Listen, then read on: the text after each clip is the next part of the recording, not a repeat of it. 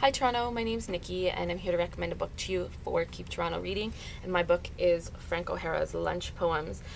Frank O'Hara was a poet in 1950s, 1960s New York, and he was also the curator of the MoMA. I was introduced to him by one of my favorite professors at U of T who he read us his poem A Step Away From Them.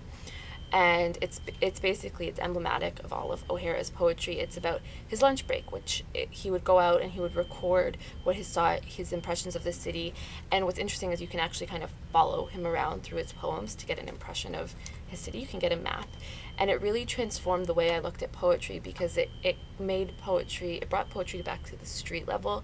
It took away fancy language and romantic imagery, although he does have romantic poems, and it made it more about daily life, and it ended up transforming just the way that I thought about literature as this kind of, high in the sky pursuit, and it made it more down to earth. And I ended up going on to do a master's degree about cognitive mapping in poetry, and it's still a topic that really fascinates me, but it's all because of this little tiny book, which brings poetry down to earth. And I just think that you guys will really love it, and you should read it because it's amazing.